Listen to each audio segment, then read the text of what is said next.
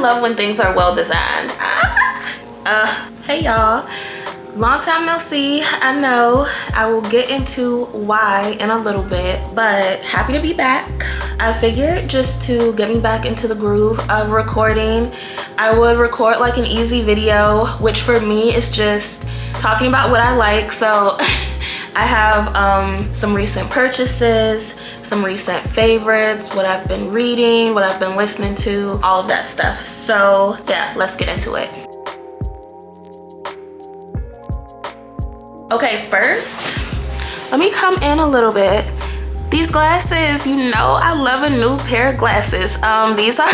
These are Prada. I don't know, I felt like when I was going out like to dinner or just something like wearing a cute dress, like the glasses I had just didn't really work, and I think that these do. Got them from Lens Crafters, like I always say.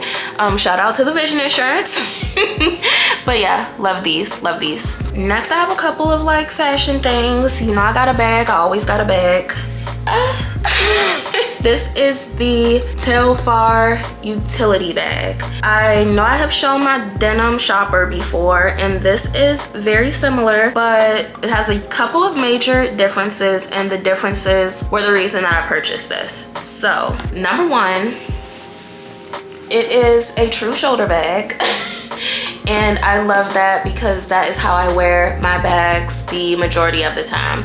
I really don't wear them crossbody often, but for the few times that I do, the crossbody strap is actually adjustable. I have it on the shortest, on the shortest hole, but it hits at like an actual comfortable crossbody spot for me. The denim shopper always hit me kind of like at my hip, which is just too long. So yeah, small difference, but big difference to me.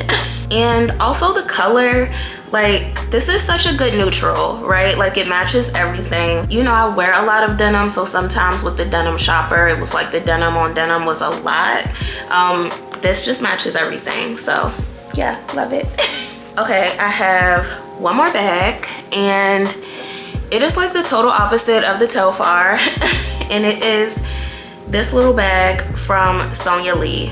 They are a Canadian, like small independent brand. I've bought a couple other things from them, but yeah, I love this. Like the quality, so nice. I really wanted just like a really sleek, simple little black bag for like going out, going to dinner that basically could match anything, like could wear it with any outfit, would look good with like a little dress. Like look how, I love when things are well designed. Like look how cute it still looks because of the shape, like that east-west shape. It still looks so cute like on the shoulder. It's just big enough to fit, you know, your essentials, your ID, your lip gloss, your phone. What else do you really need? I don't. It fits more. Hand sanitizer, hand cream. It fits more than you would think. So yeah, really love this. Okay, next I have a t-shirt, and this is kind of not typical for me because I really am not super into like Supreme and streetwear and all of that stuff, but this was like right up my alley, so I had to get it. It is this the front, ignore the front, not important. This shirt, my boyfriend sent me the little B drop, and I was gonna get one of the little B t-shirts. He got one, so I didn't get one. But I saw these and I was like, oh, I have to get one.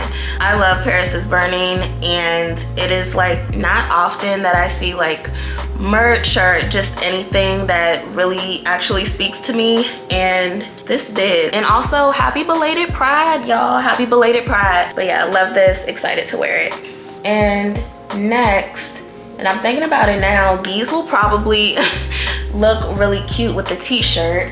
The Telfar denim shorts. This is what I mean when I say I love when things are well designed, because I can just tell that like thought and care went into these, right? Like I'm wearing a pair, I'll insert a clip. I'm wearing a pair right now. These just fit so well, and as like a short, thick person, I just thought that like jorts and just denim shorts in general were just a no for me, because I felt like they always hit at a very unflattering spot on my leg. On me, these are really long. They're really giving like gaucho more than short, but that's what I like about them. So I already have like the lighter denim, like distressed pair, and I got those like sometime last year. Been wearing them ever since, really do love them. And I wanted another pair, and so I got this like black washed pair. Has like, you know, the brown stitching, and it has the little Telfar on the back. I bought both pair on sale, like wait for a sale, but worth the price. Really love these. Next, I have a couple pairs of shoes. These are kind of similar, like in the same vein. This is like a sporty Mary Jane, and this is like a sporty ballet flat, right? This pair is from Solomon, and this pair is from Puma. I really been liking these, especially for the warm weather, because I feel like they are still breathable, but I don't have to have like my whole foot out, which I don't always like walking in the city. So yeah, really like these, real cute. So that's all the fashion stuff. Let's get into books. Grab my little stack. Okay, these are not all of the books that I've read since I've been gone, but these are just the ones that I'm gonna talk about. Okay, so let me start with this. This is It's Not Hysteria, Everything You Need to Know About Your Reproductive Health But Were Never Told by Karen Tang. Okay, so I told y'all earlier that I would tell y'all why I was gone. So the major reason is that I actually had surgery at the end of March to remove fibroids. Everything went really well, but yeah, I actually got this book after I had surgery, like when I was recovering. This gives you kind of like a brief history of like reproductive health care, and then it's broken down into chapters that each focus on a different condition. So like fibroids, endometriosis, PCOS, etc., right? I think that this is a great reference, whether you are dealing with any of these conditions yourself, or whether, you know, someone that you love is dealing with any of these conditions. I think that this breaks it down in a really easy to understand way. There are like diagrams and just tons of information. So yeah, highly recommend this. This is really great. I'm trying to decide like how much I want to say about my own experience. It is really unfortunate that it literally took me years to get a diagnosis, and I suffered with so many symptoms for years that I just thought were normal, and I think that a lot of people can relate to that. And so it was genuinely a journey to finally get the correct diagnosis, get treatment, get my surgery, and I still just feel really grateful that everything went well, and that I finally have like gotten some relief, right? I really hate that so many people suffer for years and suffer in silence, and that it takes so long for them to receive treatment. That is what I will say. So we just have to do better, and we have to advocate for ourselves. And I think that, you know, the more knowledge that we have, you know, the better able we are to do that. That's what I'll say. What do I want to talk about next? Let's do Joan Didion. I was reading a lot of Joan Didion while I was recovering. Was there any particular reason? You know what? There was a particular reason. I read Fishtails, which I mentioned a while back, and there was like a comparison, like someone told the author she needed to read Play It As It Lays by Joan Didion, and I was like, you know what? Let me see what the hype is about, basically. So I bought this collection. This has 2 of her novels and then a lot of her nonfiction, like essays, right? And then I also bought The Year of Magical Thinking, and this is a memoir. My thoughts. I really loved Run River, which I never hear anyone talk about. I had mixed feelings on Play It As It Lays, and I think that I'm going to do an entire video devoted to Joan Didion, or at least reviewing Play It As It Lays, because that's the one that I always see recommended, and that's the one that makes all of the lists. I wasn't super impressed.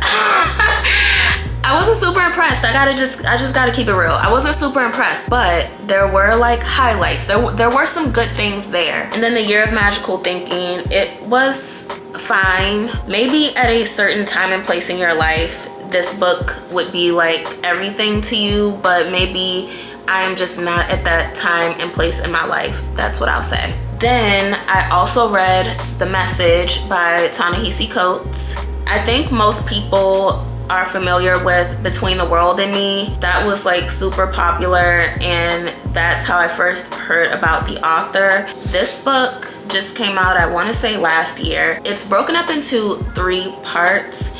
The author travels to Senegal, and he travels to South Carolina, and he travels to the West Bank. I low-key wish that the entire book was just set in the West Bank, because that was the section that was the most interesting to me. I don't be trying to get like too political on YouTube, because honestly, you never know who's watching. People be watching. So I really be trying to like watch what I say. But what I will say is this: the author makes some really interesting comparisons between Gaza and apartheid South Africa. I think that we are all like far enough removed now to be able to look at one of those situations and say, this was horrible, this was evil, this was unjust, right? And I think that that comparison brings a lot of clarity to what is happening in Palestine. That's what I will say. That's what I will say. This really makes me want to do more research. It makes me want to read some Palestinian authors. It really affected me. I thought that this was great. It won't be for everyone, but would recommend. And lastly, totally different vein, but I actually read Jane Eyre recently for the first time. What made me want to read this? You know, sometimes you just want to read like a classic book. You want to read, I don't know, Frankenstein, or like you want to read like Dickens or something. You just want to read like A Tale of Two Cities just because. This was that. You know, I read Wuthering Heights a few months ago to prepare for the movie. So I don't know, it just like put me in that mood, and I was like, you know what? I'm gonna read Jane Eyre. What can I say? Orphans, death, religion, complicated love story. It's all there. Mystery, it's all there. Really enjoyed Jane Eyre, actually. Would recommend. Just if you want like something different. You know, I feel like I have been reading a lot of nonfiction lately, and sometimes it's nice to just like read a little story, read a little story. So I figured that it would be nice to show what I am going to read next, like what's next on my list. And that is The Warmth of Other Suns, the epic story of America's Great Migration. I've heard nothing but good things about this, and I've wanted to read it for a long time. So yeah, I'm sure that I will learn a lot. I'll let y'all know how this is. Next, I want to mention a couple of movies. These are not new, by the way, but I was able to see these like in the theater recently. So first is Daughters of the Dust.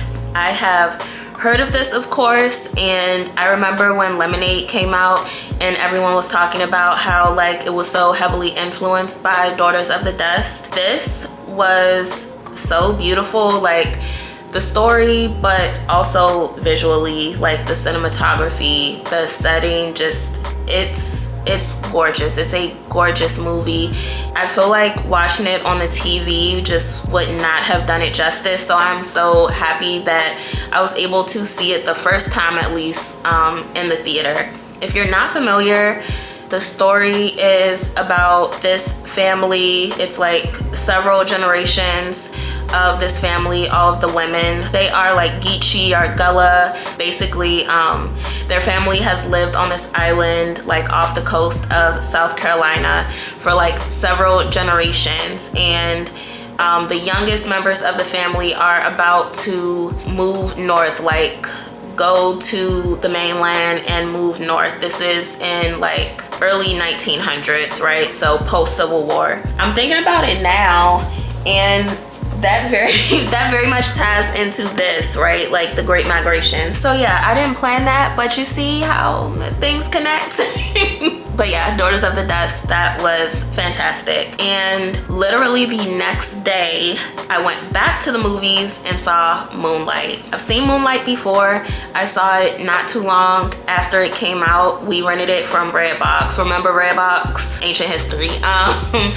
But this was my first time seeing Moonlight in the theater, and again, it was even better than I remembered. It was especially the like beach scenes in a dark theater where you can really like see the water and the expansiveness of everything, and like it makes like Chiron's like loneliness that much, like, I don't know, like more palpable. It was really beautiful. I really wish that these movies would be shown in theaters more often. Like some movies just like need it. That's really where I feel like they shine. But yeah, really happy that I was able to see Moonlight. I think they were showing it for Pride Month. Okay, next and last, I want to talk about some music, specifically some vinyls. So y'all know I got a record player for Christmas, and I am trying so hard not to like go down the vinyl collecting rabbit hole, and it is hard, y'all. It is it is hard because I really am like a collector at heart, and I be having to like control myself and like budget, and because it can be an expensive hobby, it really can, but it is also really enjoyable and I love it. So first, I just have 4 to show. I've only bought 4 recently, so I've been being good. First, Prince, Sign of the Times. I told y'all that I was on a Prince kick, and I still am. Fantastic album. Fantastic. You know, I thought I loved Purple Rain, but I might even love Sign of the Times more. This is a little bit annoying because this next one just got remastered and re-released, but I'm so happy to have like an original copy, and that is Maxwell's Urban Hang Suite. Y'all, my camera's overheating. My camera's overheating. I've been talking too much. Okay, Maxwell's Urban Hang Suite. Let me finish this up. Bjork debut, and lastly, this is the one that I was like the most pressed about. Daniel Caesar, Freudian. Love this album. These are so hard to find on eBay, but you know I'm an eBay warrior. I found this for a decent price. So proud of myself. I love this album. This takes me back to like such a specific time and place. This is kind of a perfect album, and I don't say that lightly. Like Daniel Caesar, as a person, I don't know, but this album, if he didn't do nothing, he made this. That is it. My air is off, so it's warm in here. That's why my camera's overheating, okay? But I needed to get this out. I'm happy to be back. Thank you so much for watching, and I will see you guys for the next one. Bye.